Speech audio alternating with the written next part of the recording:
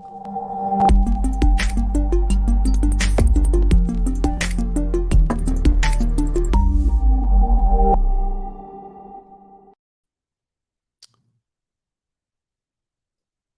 everybody, welcome to today's episode of the Law of Self-Defense show. I am, of course,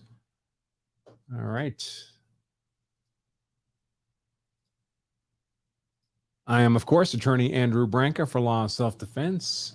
Gotta figure out this camera issue. Thank you very much. Thank you. Come on in. So I think we have a pretty interesting show for everybody today. I guess I could have done a better job brushing my hair. There's a little bit of helmet hair, folks. As you may know, we have a new office, and I've been taking the motorcycle to the office every day. So a little bit of helmet head. Should have checked the mirror. Sorry. Presumably you're here for the use of force law and not for the hair styling. So come on in, folks. If you're watching this, if you're a Law of Self-Defense member, you ought to be watching this on the member dashboard. It is working there. And your questions and comments will get priority attention from myself before we close out the show. If you're watching this on YouTube and you have questions you'd like to get answered, they will need to be in super chat form. Sorry about that. And if you're looking at your YouTube screen and you see that subscribe button is red, you need to bang it hard, folks. Smash it until it turns gray. It's the biggest favor you can do for us. That's what convinces the YouTube algorithm most aggressively to spread our content more broadly so we can expand our message to a larger audience. So hit that subscribe button, hit the bell. Maybe you'll get notifications. Hit that thumbs up like button and put a comment in the chat, even if it's just your city and state, even if it's just an algorithm, even if it's just F you, YouTube, I don't care. But that triggers the engagement algorithm for YouTube. So that's all greatly appreciated. And of course, we have the sponsor of today's content, which is none other than Law of Self-Defense ourselves, in the form of our best-selling book, The Law of Self-Defense Principles. Real book, folks, real physical book. The soft cover will give you this book for free. Now, you can look at the book at Amazon, and I encourage you to do that. There's over 1,000 reviews. You'll see the ratings there, but don't buy it there. If you buy it there, Amazon charges you $25 for the book, plus shipping and handling. We'll give you the book for free. We do ask that you cover the cost of the convenience of shipping the book to you. There is a modest shipping and handling fee, but we'll eat the $25 cost of the book. Folks, most people read this book in an afternoon, and if you don't know this stuff, you are in no position to know whether or not you're acting lawfully if you're obliged to defend yourself, your family, your property. So do yourself a favor. Get your free copy of the book. Just one, folks, one per person, please. At lawofselfdefense.com/free book. Free book. Okay. So what I wanted to share with all of you today was, if you've watched the last couple of shows, you will know that I am a brand new student to Jiu-Jitsu, specifically Brazilian Jiu-Jitsu. By brand new, I mean 2 classes so far. Today's Friday. I went Wednesday. I went Thursday, and I think I'm going again this evening. So after today, it'll be 3 classes. Can't get much newer than that. But as part of being a BJJ student, I've been, of course, as we all do when we have a new avocation, looking at YouTube for videos, particularly videos from the guys who are the founders of the particular school of BJJ that I've signed up for, which is Gracie University. And they have a ton of videos on YouTube. And they had one in particular that caught my eye because the title of it was basically how to avoid dropping out of jiu-jitsu over the age of 40, or traps to watch out for so you don't, excuse me, end up abandoning Brazilian jiu-jitsu, especially as you get a bit older. And as someone for whom 40 is way back in the rearview mirror, as you might imagine, the title of this video caught my attention. So I started watching it, and there's a lot of good tips in there. Basically, they have 5 rules or 5 traps to avoid if you're over 40 in Brazilian Jiu-Jitsu, so you don't inadvertently find yourself dumping out of the sport. But one in particular really caught my attention, and they call it the respect the Boyd belts. And I'll explain what that means more in a moment. But in a nutshell, I found it to be a very useful framework for making concrete an evaluation of a disparity of force situation. Now, one of the biggest points of friction I often run into with the self-defense community, by which I mean every law-abiding citizen who'd like to be able to successfully and lawfully defend themselves against criminal aggression, is when it comes to the context of facing an unarmed aggressor. Now, there's a certain facet of the American spirit. I believe there's a John Wayne quote out there saying, hey, I don't expect much from people. Just don't put your hands on me. I don't put my hands on other people. I expect the same kind of respect. And the implication is, just putting your hands on someone is cause for them to shoot you, basically. For better or for worse, that's not what the law allows. In order for you to be justified in using deadly defensive force, generally speaking, unless you fit within some exceptional case like defense of home, but if you're just out in public, in order for you to be privileged to use deadly force in self-defense, you need to be facing a deadly force threat. Now, that's not necessarily a threat that can kill you. That's a threat that can kill you or cause you serious bodily injury, by which we typically mean some kind of maiming injury, or broken bone, loss of consciousness. Rape would certainly qualify as deadly force in this context. Even if the rape victim doesn't die, they've suffered serious bodily injury.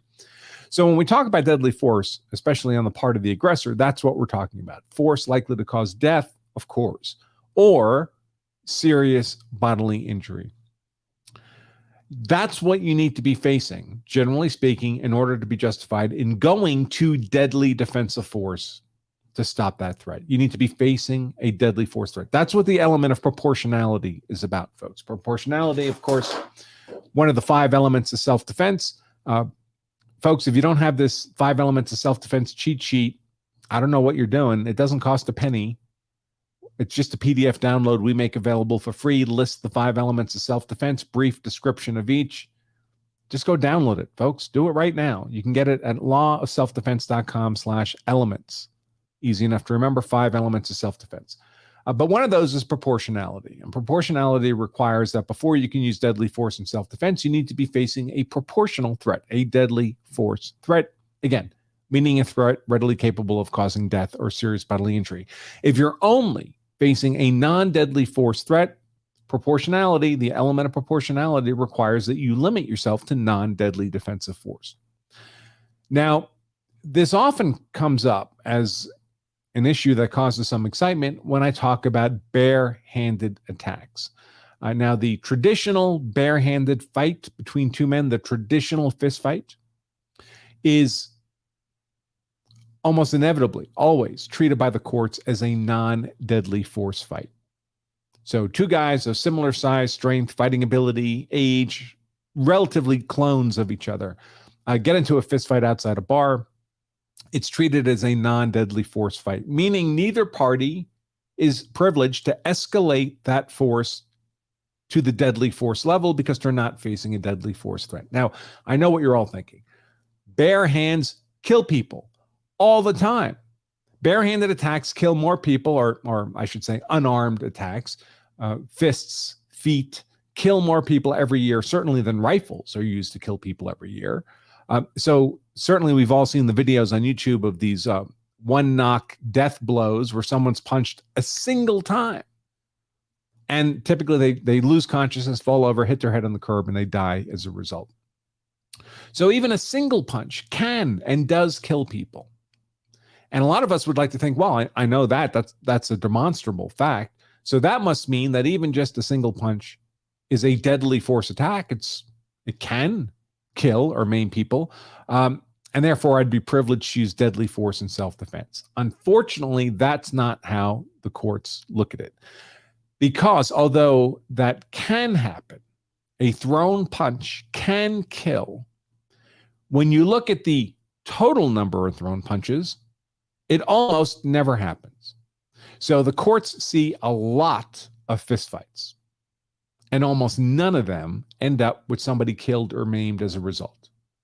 So by default, if it's just a traditional fistfight, 2 guys, similar size, strength, fighting ability, age, throwing fists at each other, usually it's characterized as mutual combat anyway.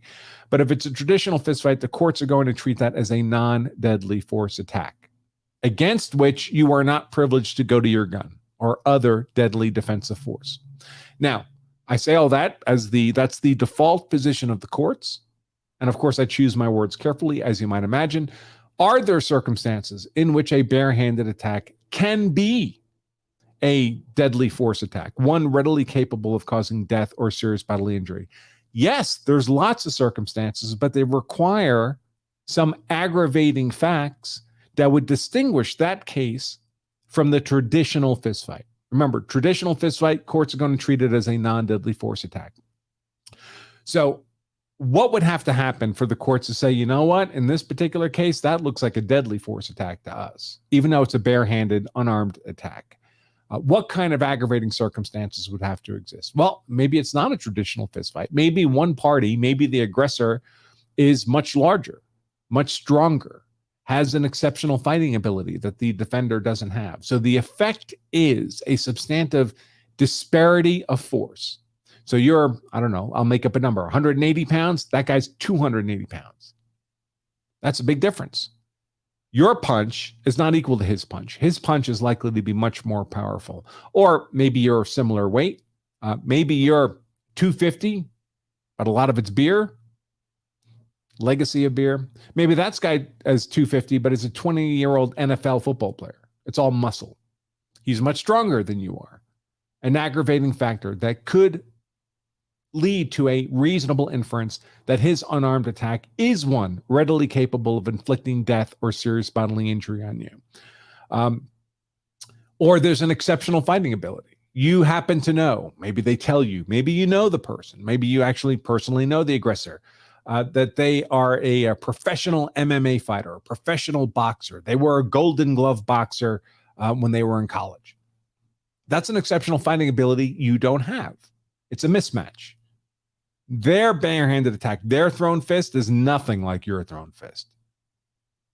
So their thrown fist could well constitute an attack readily capable, not just theoretically capable, not just once in a million times it happens, but that fist, pretend they're Mike Tyson.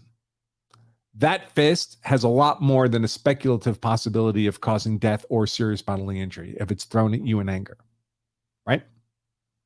There are, of course, other aggravating factors like disparity of numbers. There's not just one attacker you're defending against. There's multiple attackers, things along those lines.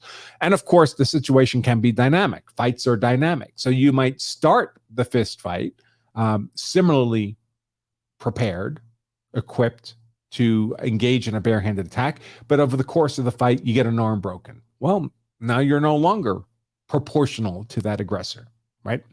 But for our purposes here, let's restrict ourselves to one-on-one fights. Neither party's been injured yet, and consider some of these aggravating factors. Now, we all kind of intuitively know that, you know, someone who's larger or stronger or has an exceptional fighting ability would have a disparately effective, devastating blow with their bare hands compared to our ability to defend ourselves. The trouble is, what works most effectively in court, in argument, to a jury, because keep in mind, folks, nobody who's judging your use of force after the fact was there. All right, let's imagine a hypothetical scenario. You're faced with this barehanded attacker and you pull out your gun, you shoot that guy and kill him. And now the prosecution's decided to charge you with murder. You're looking at the rest of your life in prison without possibility of early release, forever, in a cage with a bunch of really unpleasant people. That's your life that you're looking at if you get convicted. So you need a pretty compelling narrative for why it was in fact necessary, in fact and legally, in fact and in law, necessary for you to shoot that guy dead. And nobody who's evaluating your decision to shoot after the fact was there.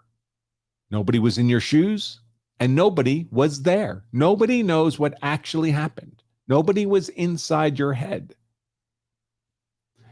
The police who respond after the fact, they weren't there when you were attacked. The prosecutor who's looking at that investigative report, he wasn't there when the attack happened. The judge certainly wasn't there. And of course, the jury literally knows nothing about what happened in theory until they're told about it when they're selected for jury service. So none of these people who are evaluating your use of force after the fact knows what happened.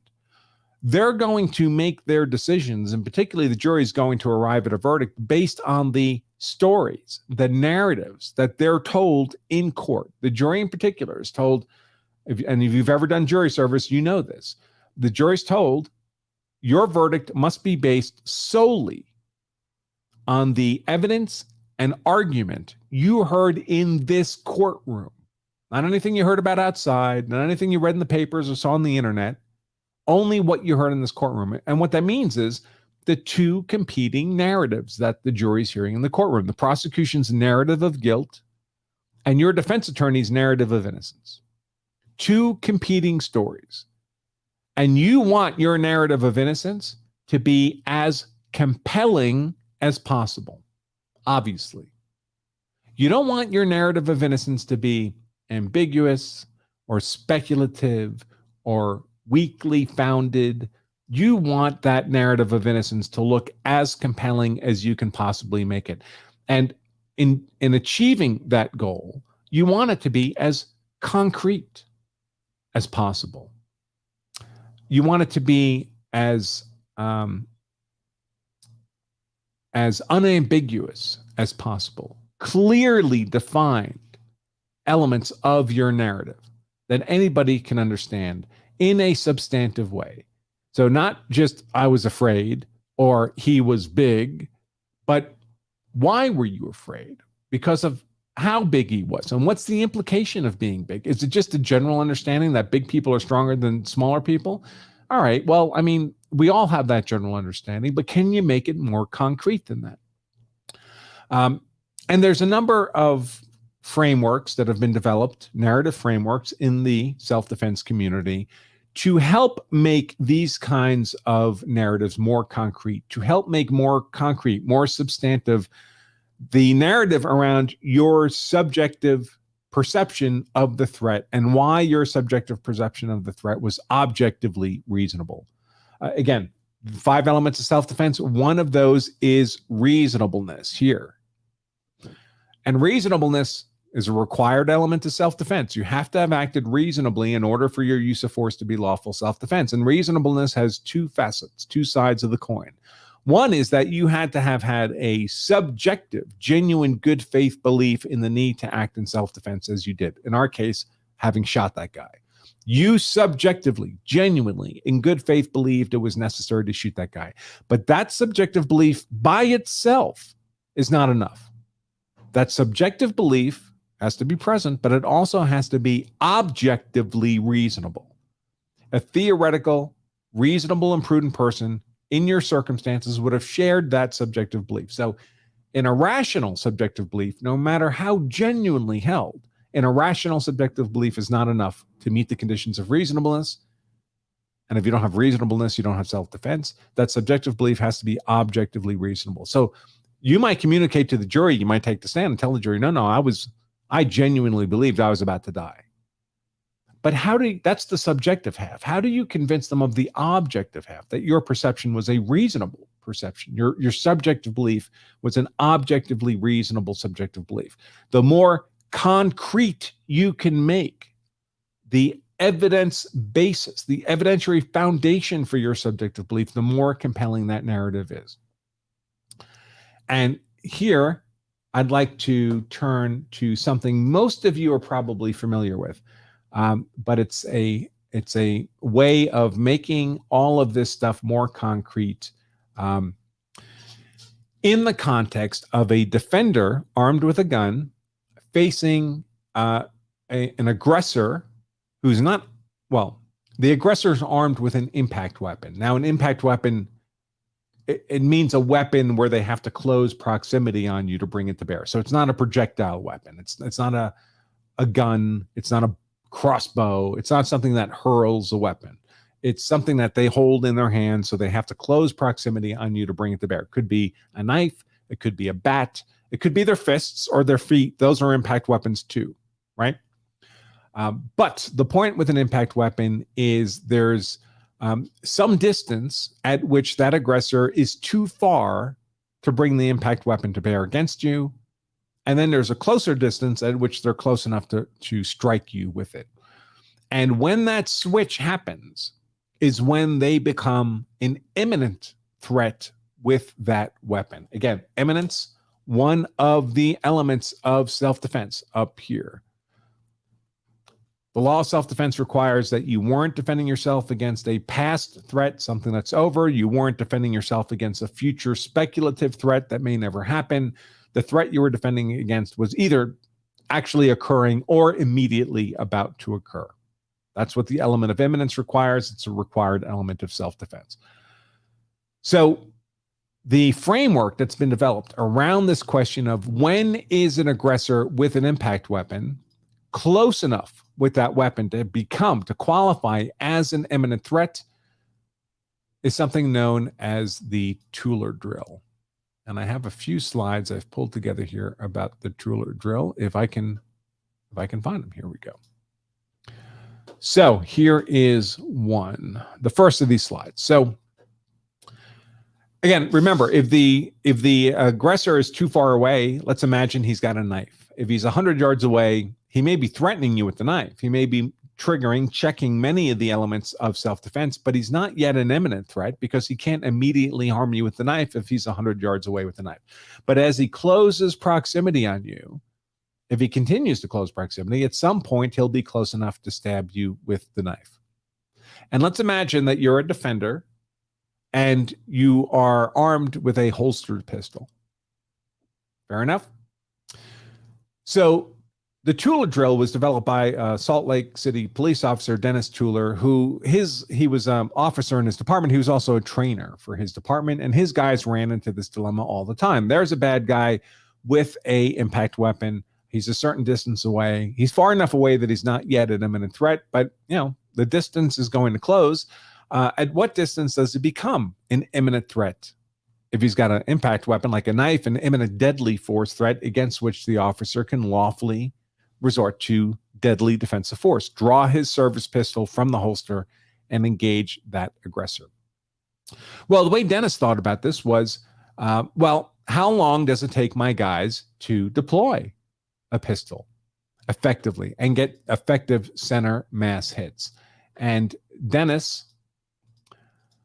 of course, he was a trainer for his department, so he knew how long it took his officers to draw and fire their service pistol, and that was about 1.5 seconds. Now, I'll be honest and say that's a pretty good presentation center mass hit. In my experience, most police officers can't hit that mark. Most people can't hit that mark. But let's pretend maybe it's an exceptional police department. I don't know. But that's the figure that Dennis was working with. It takes my guys 1.5 seconds to draw from the holster, present from the holster, and engage with center mass hits. So that's the window of time that my guys need in order to be able to defend themselves. Well, if you know how much time it takes to defend yourself, and we're talking about the proximity of the aggressor, that tells you at what distance the aggressor becomes an imminent deadly force threat. They become an imminent deadly force threat when they're able to strike you with their impact weapon, in our scenario, stab you with their knife, before you can engage them with effective fire. In other words, they can impact you with the knife within 1.5 seconds, less than 1.5 seconds. Well, if they're some distance away, the question then becomes, how much distance can they cross in 1.5 seconds? Because it's when they reach that distance, that threshold, once they cross that distance, they're closer than that critical distance, whatever they can cross in 1.5 seconds, that's when they are inside the officer's reaction time and have become an imminent deadly force threat. And it turns out that most people from a standing start can cross a distance of 21 feet in 1.5 seconds. And Dennis did this with a lot of different people, fit people, unfit people, old people, young people, and the distance is really consistent, about 21 feet in 1.5 seconds. Well, once you know that, you also know what, obviously, the distance threshold is. The distance threshold at which someone with an impact weapon becomes an imminent deadly force threat is that 21 feet. When they're further away than 21 feet, They're not yet within the reaction time of the officer to draw his pistol, get center mass hits. Once they're within 21 feet, they are within that reaction time. Now, for this reason, the Tullar Drill is often referred to as the 21-foot rule or the 7-yard rule.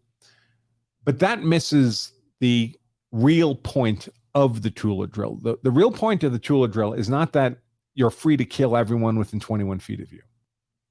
The real point of the Tullar Drill is to make concrete these considerations of distance and time and imminence. We all know intuitively that someone who's closer to you can strike you sooner than someone who's far away. But this made it more concrete and substantive. 21 feet, second and a half. It's easy to understand, and it's not ambiguous. It's specific. And that makes for a more specific, more concrete, more substantive, more robust narrative for explaining why you went to the gun when the guy with the knife was still 15 feet away. Right? So Dennis himself, it doesn't like this being called the 21-foot rule or the 7-yard rule, because the real lesson of this is not the distance, because the distance is conditional on circumstances, on the totality of the circumstances. For example, if someone is uphill from you, they can run downhill and cross that 21 feet in a lot less than a second and a half. So then the relevant Tullar Drill distance is no longer 21 feet. It's whatever distance corresponds to the reduced time it would take for them to strike you. Or if it takes you longer to get your gun out of the holster, then you need more reaction time than a second and a half. And that would expand the relevant Tullar distance. So it's not the specific distance that matters. That's not the important lesson of the Tullar Drill. The important lesson of the Tullar Drill is that somebody with an impact weapon can be an imminent deadly force threat at a greater distance than you might otherwise think. And we can put this in very concrete terms. So that makes for a much more robust narrative of innocence if you're the defender with the gun defending against an attacker with an impact weapon. Well, let's circle back now to this question about the traditional fistfight and the aggravating factors around the traditional fistfight. So when I hypothesized the traditional fistfight and said by default it's treated as non-deadly force, I specified 2 men of similar size, strength, and fighting ability. And then I said, well, if there are aggravating factors, it might not be non-deadly force. It might be, even though it's a barehanded attack, it might be a deadly force attack if we don't have those equal characteristics. We're not talking about 2 men of similar size, strength, or fighting ability. We're talking about a situation where the aggressor is much larger or much stronger or has an exceptional fighting ability the defender doesn't have. Those are aggravating factors. And by the way, folks, if you're a woman watching this show, most of those factors tend to be baked into the cake when we're talking about a female defender and a male attacker. Right? The male attacker tends to be larger, tends to be stronger, tends to have more fighting experience than the female defender. Don't send me hate mail. I know there's female experts out there in self-defense. I'm not trying to criticize anybody. I'm just saying, generally speaking, it's kind of baked into the cake. And by the way, if you're a female defender and you're concerned you may be facing criminal charges for having used force against a male aggressor, you think you might want to take advantage of those factors being kind of baked into the cake? I think so. So we have these aggravating factors. One of those is, as I said, when the aggressor is substantially larger. And we know generally a larger person is going to have an advantage in a barehanded fight over a smaller person. And part of that, of course, is just their weight. Weight matters. In fact, weight matters a lot. Now, we all kind of intuitively know this, but can we make it more concrete? And if any of you have ever wrestled in high school or wrestled in college, you know that under the rules of those sports, you're only competing against people of similar weight to you. And the weight classes tend to be fairly modest. So, for example, if we look at the Olympic weight classes for Olympic wrestling, I just pulled this off the internet. I've never been a wrestler, but we can see the smallest class here is 120 pounds, and then 132 pounds, and then 145 pounds, and then 163 pounds. Folks, these are only 12-pound weight differences. So under the rules for Olympic wrestling, a 12-pound weight difference means it's so unfair a matchup that they won't let you fight. You're not in the same weight class. Now, as people get bigger, the weight classes get larger, the distinction. So we see, for example, from 185 pounds to 212 pounds is closer to 20-pound difference. And from 212 to 265 is closer to a 50-pound difference. But for most of these classes, we're talking 12-pound differences, which is like 10% weight difference. Now, of course, Olympic wrestling is not a combat sport. It's an athletic endeavor. There's not lives at stake in Olympic wrestling. And yet they have these 12-pound weight differences. So to get back to with all that background in place, I came across this video by the Gracie brothers, Gracie University, talking about these things to consider if you're in BJJ over the age of 40 to know what to look for so you don't inadvertently quit the sport. And they start talking about something called the Boyd belt system. Now, before we get to the Boyd belt system, I want to share with all of you an overview of just the belt system. So even if you've never been involved in martial arts, you all know that martial arts have various belts. The black belt being the highest. It's not really the highest. There's belts above black, but for simplification purposes, I've just laid out kind of the belt classes here. And I have zero belt. There's no zero belt. It's zero. It just means someone who's got no training in Brazilian Jiu-Jitsu at all. But then we have students who are just starting, actually for months of starting. So you can have taken quite a lot of Jiu-Jitsu instruction and still be a white belt. I'm, of course, having taken 2 classes, am a white belt. Then above white belt, there's blue belt, and then purple belt, and then black belt, and then other levels above that we won't even consider. But for our purposes here for discussion, I want you to accept as a given that people in different belt classes are non-competitive. Meaning if you're in a lower belt class, you're non-competitive against a higher belt. So a white belt is non-competitive against a blue belt, simply completely overmatched. And a blue belt is non-competitive against a purple belt, completely overmatched. And a purple belt is non-competitive against a black belt, completely overmatched. Now, obviously, there's exceptions, especially when people are on the margins between belts. But for general purposes, let's assume that if people are in different belt classes, that's not an even matchup. If they were fighting in the street in this barehanded attack scenario, it wouldn't even be close. The higher belt would easily beat the lower belt class. Different weight classes, different levels of exceptional fighting ability, profoundly different levels, to the point where if you were a white belt facing a black or purple or blue belt, you know you can't beat that person in a barehanded fight. It won't even be close. So might that be a factor that you take into consideration in evaluating the degree of threat you're facing? This person is screaming at you, they're going to kill you. They don't have a weapon, but you know they're a blue belt or purple or black. Are they a deadly force threat that you cannot effectively defend yourself against with your bare hands?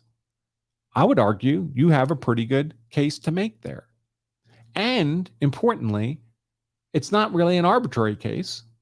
It's a concrete, substantive basis, an evidence-based basis for arriving at that inference. You're not speculating that they have a higher skill level than you. You know they do because you know their belt rating, and you know that higher levels of belts are simply completely dominant over lower levels of belts.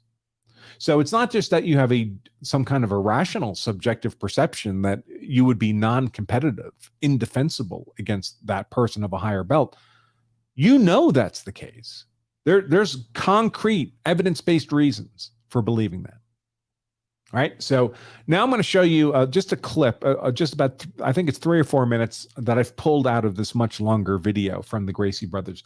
And by the way, I do have a link to their video. So when I show their video, it'll say at the bottom, source, because I'm not trying to steal their content. And I would encourage you to go look at their actual content. I would encourage you to go to the actual source if that's of interest. And I made a shortcut URL. They're talking about something called Boyd belts. They'll explain it when they talk about it. But the shortcut URL to their full-length video is lawofselfdefense.com/Boyd. That'll be displayed on the bottom of the little clip of their video that I'll share with you in a moment. And I'll also put up there when I'm playing their video, the belt hierarchy on the left. So maybe it's on the left. I forget where I put it. Yeah, on the left of the screen. Sorry, I guess that would be here for you. It's reversed for me. Just to refresh your recollections, white, blue, purple, black, what the sequence is. And then I'll have them explain the concept of Boyd belts, and then we'll circle back again. All right, everybody. Before I do that, actually, let me take a quick look at, see if there's any super chats I need to address right away so that I don't have them all just at the end. Not from the members, it looks like. And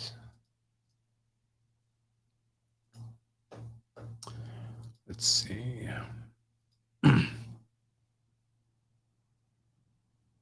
All right, and no super chats yet today. You ungrateful batch of... No, I'm just kidding. It's fine. It's fine.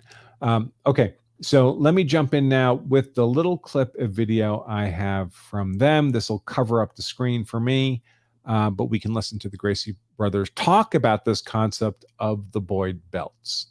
And remember, this is supposed to be in the context of, why you shouldn't quit if you're over 40 and you start feeling like you've become maybe no longer as competitive as you used to be. But for our purposes, we're listening to this in not the BJJ context per se, but in the self-defense law context.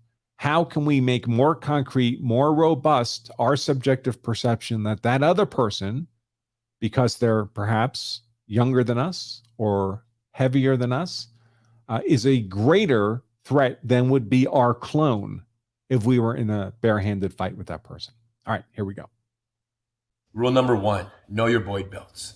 We have a very good friend, instructor of the Gracie Academy, black belt, who recently passed away a few years ago. His name was John Boyd, and the coolest guy you could ever imagine. He was 66 years old and was just totally exceptional human being on and off the mat. Everyone's motivation. You came to the mat. When you saw John rolling that day, you were like, yeah, I want to be like him when I get older. Like straight up, he was the man, And John was a black belt. And there were many times in his later years that John started around 40, 50, 60, around 45, mid-40s, and trained until mid-60s. So almost 20 years. And John would come to my office as a black belt and say, Rener, man, I roll with a younger kid today, a mid-20s, younger blue belt, and I couldn't beat him. Like he let you down. Yes, that's what the tone was. I'm a black belt, he was a blue belt, and I couldn't beat him. I said, who was it? And he gave me the name of the guy, and the guy was like 220. John's 160. The guy's 220, 60 pounds heavier at least, and 40 years younger. But just about the weight alone is ridiculous. Yeah. And because of John and seeing the challenge he was having with comprehending why a black belt like him couldn't just annihilate a blue belt or any blue belt, I began kind of exploring this idea that, and to me holds very true, that size matters, weight matters, strength matters. All these things are factored into someone's ability. Age matters in considering someone's threat to you in a physical altercation. And the scale we've come up with is just to make it very simple to understand is, and I told this to John, I said, John, every 20 pounds equals a belt. And every 10 years equals a belt. So let's just say they were the same age. It was John and another 60-year-old who weighed 220 pounds. And John was 160. This guy's a 60-pound advantage, which means what? 20, 40, 60, which means blue becomes purple, brown, black. Do you understand? Belt, belt, belt. 60 pounds, 3 belts. So a guy who's a blue belt at 220 is a black belt to John Boyd at 160. That's assuming they're the same age. Yeah, and what that means is that when they roll, it'll be like that difficult. As difficult as John beating a 60-year-old black belt who's his same weight. Who's been training as long as he has. Doesn't very mean sharp. John can't win in the end, or that the guy's going to have the technique that will, submit John, but John might be stuck underneath him. He might be so tired at the end of that roll. So it's very true. And even us. It's us for us. We have sometimes, whether it's a police officer or a soldier or just an average kid, an athlete, football comes in athletic. And they're 285 pounds. Yeah. 300 pounds football player. And we might and they're no belt. This is a 0 belt. It might take us sometimes 8 minutes. Yes. To beat this guy. Yep. Who's, you know, stronger than anybody that we know. And it takes 8 minutes sometimes for me to beat you or you to beat me. Yes. That's why we give that football player black belt status. Yes. Now, are they really a black belt in technique? No. Do they know jiu-jitsu? No. Moral of the story is what? Even at our peaks, we acknowledge the Boyd belt system, which is someone who is younger or stronger or heavier has an advantage. Now, some are saying, well, that's crazy because, you know, I thought jiu-jitsu was good against people of all sizes. Well, that's exactly the point. Why do we train? To neutralize the Boyd belts of society. Because everyone is born and has what we call the natural jiu-jitsu, which is their natural athleticism. And a lot of times as you get older in jiu-jitsu or you're smaller and you're going to get someone, you know, much heavier or much younger, much more athletic, you think, no, I'm a black belt, I got to beat them. No.